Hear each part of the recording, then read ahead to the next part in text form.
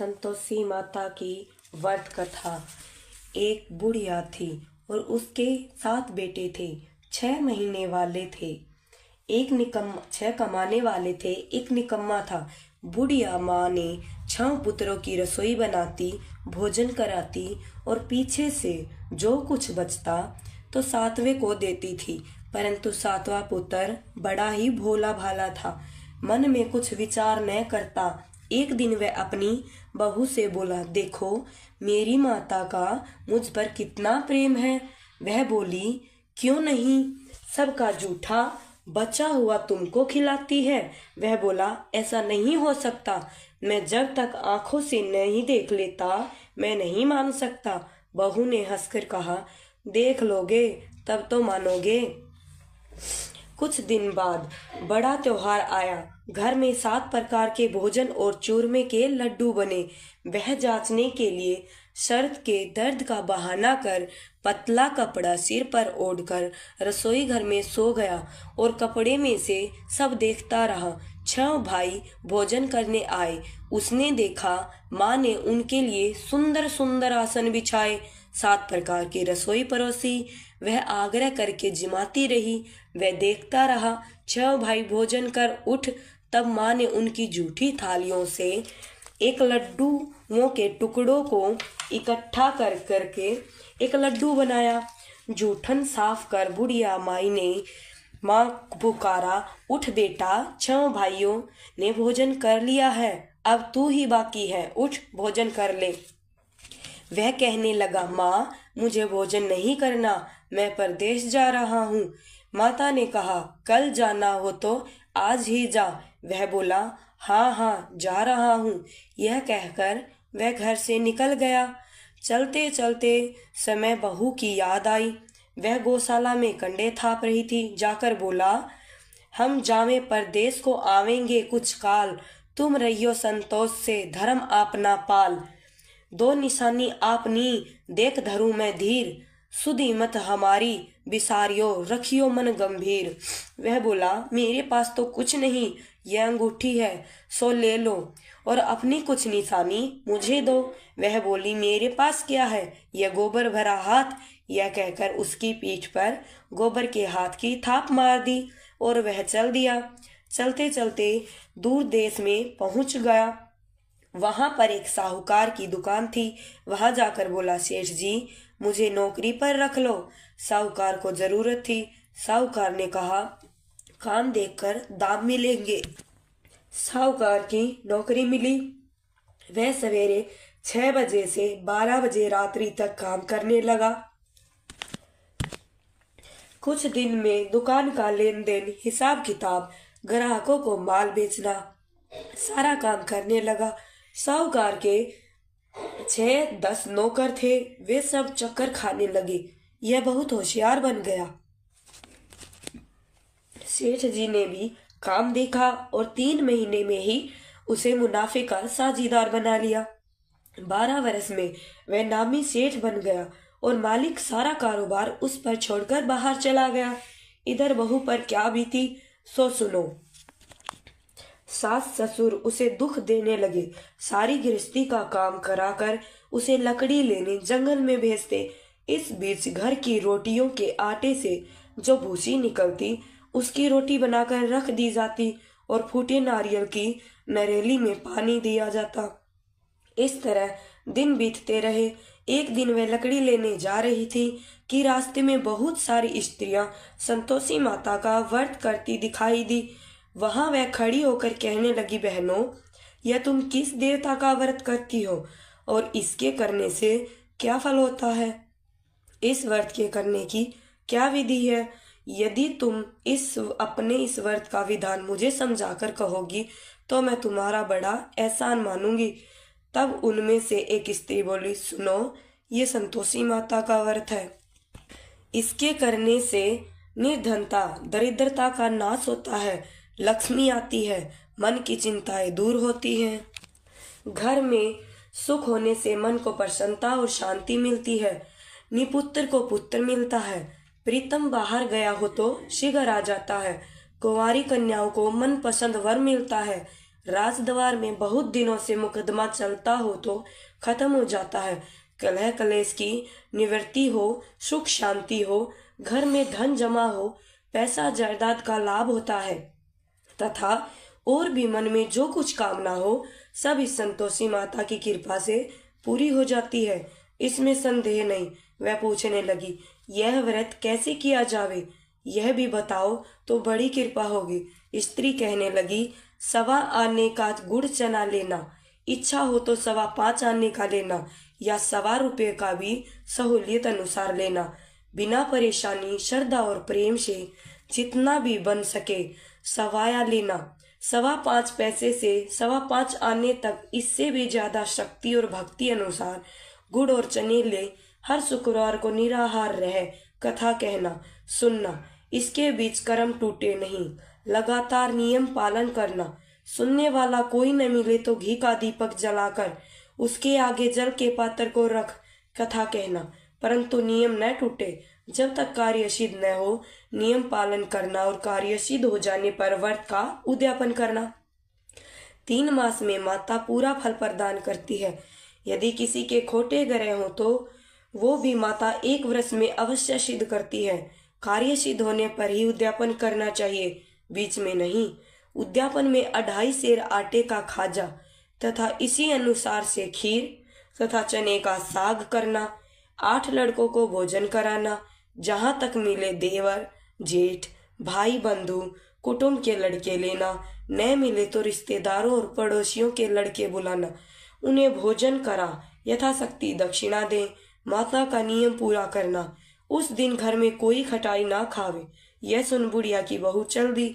रास्ते में लकड़ी के बोझ को बेच दिया और उन पैसों से गुड़ चना ले माता के व्रत की तैयारी कर आगे चली और सामने मंदिर देख पूछने लगी, यह मंदिर किसका है। यह कहने लगी, यह संतोषी माता का मंदिर है। यह सुन माता के मंदिर में जा माता के चरणों में लौटने लगी। विनती करने लगी, माँ मैं दीन हूँ, निपट मूर्ख हूँ, व्रत के नियम कुछ नहीं जानती, मैं बहुत दुखी हूँ। हे माता जगजननी, मेरा दुख दूर कर, मैं तेरी शरण में हूँ। माता को दया आई। एक शुक्रवार बीता कि दूसरे शुक्रवार को ही उसके पति का पत्र आया और तीसरे को उसके भेजा हुआ पैसा आ गया। यह देखकर जेठानी मुंह सिकोड़ने लगी, इतने दिनों इतना पैसा आया, इसमें क्या बढ़ावा है। लड़के ताने देने लगे। काके के पास अब पत्र आने लगे, रुपया आने लगा। अब तो काकी की खातिर बढ़ेगी, अब तो काकी बुलाने से भी नहीं बोलेगी। बेचारी सरलता से कहती, भैया पत्र आवे रुपया आवे तो हम सबके लिए अच्छा है। ऐसा कहकर आंखों में आंसू भरकर संतोषी माता के मंदिर में आ मातेश्वरी के चरणों में गिरकर रोने लगी। माँ मैंने तुमसे पैसा नहीं मांगा, मैंने पैसे से क्या काम है, मुझे तो अपने सुहाग से काम है, मैं तो अपने स्वामी के दर्शन और सेवा मांगती हूँ। तब माता ने प्रसन्न होकर कहा, जा बेटी तेरा स्वामी आएगा। यह सुन खुशी से बावली हो घर जाकर काम करने लगी। अब संतोषी माँ विचार करने लगी, इस भोली पुत्री से मैंने कह तो दिया कि तेरा पति आएगा, पर आएगा कहाँ से। वह तो इसे सपने में भी याद नहीं करता है, इसे याद दिलाना तो मुझे ही जाना पड़ेगा। इस तरह माता उस बुढ़िया के बेटे के पास जाके सपने में प्रकट होके कहने लगी, साहूकार के बेटे सोता है या जागता है। वह कहता है, माता सोता भी नहीं हूँ जागता भी नहीं हूँ, बीच में हूँ, कहिए आज क्या आज्ञा है। माँ कहने लगी, तेरा घर बार है या नहीं। वह बोला, मेरा सब कुछ है माता, माँ बाप, भाई बहन, बहू, क्या कमी है। माँ बोली, पुत्र तेरी घरवाली कष्ट उठा रही है। वह बोला, हे माता यह तो मुझे मालूम ही नहीं है, परंतु जाऊं कैसे।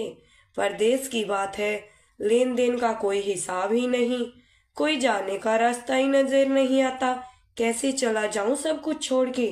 माँ कहने लगी, मेरी बात मान, सवेरे नहा धोकर संतोषी माता का नाम ले, घी का दीपक जला, दंडवत कर दुकान पर जाकर बैठना, देखते देखते तेरा लेन देन चुक जाएगा, जमा हुआ माल बिक जाएगा, सांझ होते होते धन का ढेर लग जाएगा। अब तो वह सवेरे बहुत जल्दी उठ मित्र बंधुओं से अपने सपने की बात कहता है। वे सब उसकी बात अनसुनी कर दिल लगी उड़ाने लगे। कहे, सपने भी कभी सच्चे होते हैं। एक बूढ़ा बोला, देखो भाई, मेरी बात मान। इस तरह सच या झूठ कहने के बदले देवता ने जैसा कहा वैसा ही कर, तेरा क्या जाता है। अब बूढ़े की बात मानकर नहा धोकर संतोषी माता को दंडवत कर घी का दीपक जला दुकान के पर जाकर बैठ गया। थोड़ी देर में वहां क्या देखता है कि देने वाले रुपया लाए, लेने वाले हिसाब लाए। कोठे में भरे सामानों के खरीदार नगद दाम में सौदा करने लगे। शाम तक धन का ढेर लग गया। मन में माता का नाम ले प्रसन्न होकर घर जाने के वास्ते गहना, कपड़ा, सामान खरीदने लगा।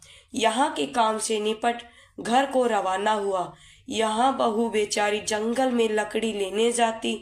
लौटते वक्त माता जी के मंदिर पर विश्राम करती है। वह तो उसका रोज का रुकने का स्थान ठहरा। धूल दूर से धूल उड़ती है। देखकर वह माता से पूछती है, हे माता, यह धूल कैसी उड़ रही है।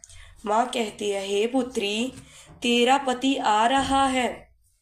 अब तू ऐसा कर, लकड़ियों के 3 बोझ बना, एक नदी के किनारे रख दे, दूसरा मेरे मंदिर पर और तीसरा अपने सिर पर रख। तेरे पति को लकड़ी का गट्ठा देखकर मोह पैदा होगा।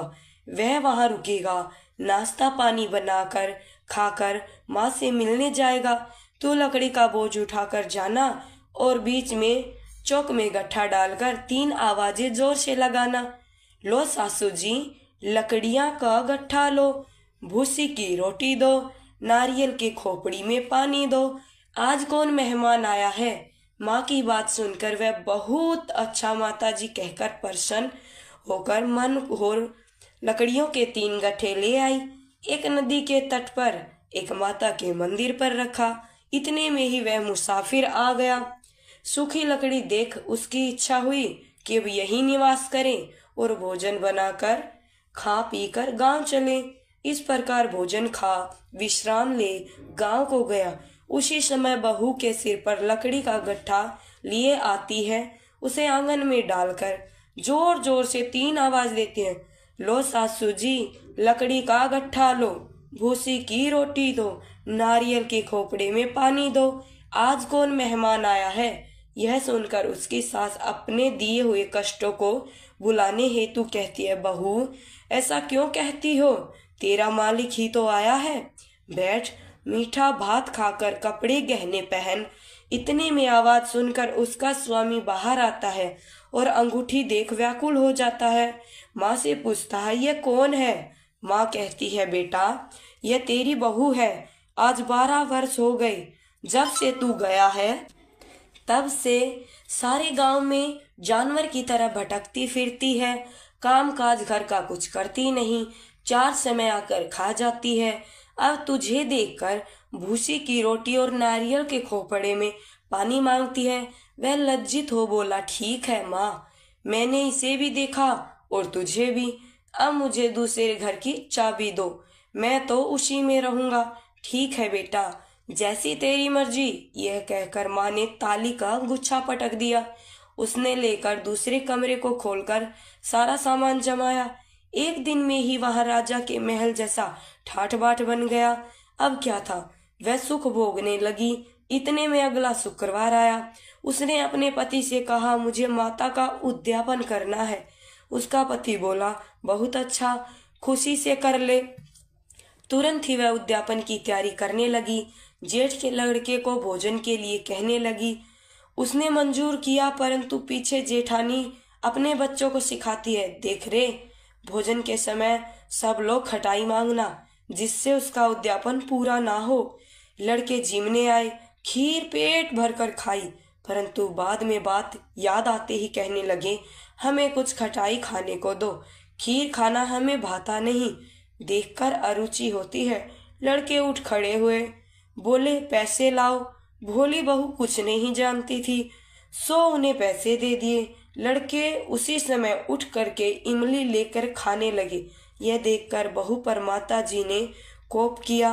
राजा के दूत उसके पति को पकड़ कर ले गए। जेठ जेठानी मनमाने खोटे वचन कहने लगे। लूट लूट कर धन इकट्ठा कर लाया था, सो राजा के दूत उसे पकड़ कर ले गए। अब सब मालूम हो जाएगा जब जेल की रोटी खाएगा। बहू से यह वचन सहन नहीं हुआ। रोती रोती माता के मंदिर में गई और कहने लगी, माता तुमने ये क्या किया? हंसाकर क्यों रुलाने लगी? माता बोली, पुत्री तूने उद्यापन करके मेरा व्रत भंग किया है, इतनी जल्दी सब बातें भुला दी। वह कहने लगी, माता भूली तो नहीं हूँ, न कुछ अपराध किया, मुझे तो लड़कों ने भूल में डाल दिया, मैंने भूल से उन्हें पैसे दिए, मुझे क्षमा कर दो माँ। माँ बोली, ऐसा भी कहीं भूल होती है? वह बोली, माँ मुझे माफ कर दो, मैं फिर तुम्हारा उद्यापन करूंगी। माँ बोली, अब भूल मत करना। वह बोली, अब भूल से भी नहीं होगी। अब बताओ वह कैसे आवेंगे? माँ बोली, पुत्री जा, तेरा मालिक तुझे रास्ते में आता मिलेगा। वह निकली, रास्ते में पति आता मिला। उसने पूछा, तुम कहाँ गए थे? वह कहने लगा, इतना धन जो कमाया है उसका टैक्स राजा ने मांगा था, वह भरने गया था। वह प्रसन्न हो बोली, भला हुआ, अब घर चलो। कुछ दिन बाद फिर शुक्रवार आया। वह बोली, मुझे माता का उद्यापन करना है। पति ने कहा, करो। फिर से जेठ के लड़कों को भोजन के लिए कहने लगी। जेठानी एक दो बातें सुनाई और लड़के को सिखा दिया कि तुम पहले ही खटाई मांगना। लड़के गए, खाना खाने से पहले ही कहने लगे, हमें खीर नहीं खानी भाता, जी बिगड़ता है, कुछ खटाई खाने को दो। बहू बोली, खटाई खाने को नहीं मिलेगी, खाना हो तो खाओ। यह कहकर ब्राह्मणों के लड़के लाकर भोजन कराने लगी। यथाशक्ति दक्षिणा की जगह एक एक फल उन्हें दिया। इससे संतोषी माता बहुत प्रसन्न हुई। माता की कृपा होते ही 9वें मास उसके चंद्रमा के समान सुंदर पुत्र प्राप्त हुआ। पुत्र को लेकर प्रतिदिन माता जी के मंदिर को जाने लगी। माँ ने सोचा कि रोज आती है, आज क्यों ना मैं ही इसके घर चलूं, इसका आसरा देखूं तो सही। यह विचार कर माता ने भयानक रूप बनाया। गुड़ और चने से सना मुख, ऊपर से सूंड के समान होठ, उस पर मक्खियां भिनभिना रही हैं। दहलीज में पैर रखते ही उसकी सासू चिल्लाई, देखो रे देखो, कोई चुड़ैल डाकनी आज चली आ रही है, लड़कों ने इसे भगाओ नहीं तो सबको खा जाएगी। लड़के डरने लगे, चिल्लाकर खिड़कियां बंद करने लगे। बहू रोशनदान से देख रही थी, प्रसन्नता से पगली होकर चिल्लाने लगी, आज मेरी माता मेरे घर आई है, आज मेरी माता मेरे घर आई है। यह कहकर बच्चों को दूध पिलाने से हटाती है। इतने में सास का क्रोध फूट पड़ा, मरी रांड, इसे देखकर कैसे उतावली हुई जो बच्चे को पटक दिया। इतने में माँ के प्रताप से जहाँ देखो वहां लड़के ही लड़के नजर आने लगे। बहू बोली, माँ जी, मैं जिनका व्रत करती हूँ यह वही संतोषी माता है। इतना झटपट कहकर सारे घर के किवाड़ खोल दिए। सबने माता के चरण पकड़ लिए और विनती कर कहने लगी, हे माता, हम मूर्ख हैं, हम अज्ञानी हैं, तुम्हारे व्रत की विधि हम नहीं जानते, तुम्हारा व्रत भंग कर हमने बड़ा अपराध किया है। हे माता, आप हमारे अपराध को क्षमा करो। इस प्रकार माता बहुत प्रसन्न हुई। हे माता, बहू को जैसा फल दिया है वैसा सबको दे। जो ये कथा सुने या पढ़े उसका मनोरथ पूर्ण हो। बोलो संतोषी माता की जय। ग्रंथ करोड़न में कहा है ये सबका सार, ब्रह्मा सत्य जग झूठ है, जीवन ही ब्रह्म निहार। जीवन से ही जीवित जगत, माता खेलत खेल, ब्रह्मा रूप पहचान लो, कटे जगत की जेल। जय संतोषी माता, संतोषी माता।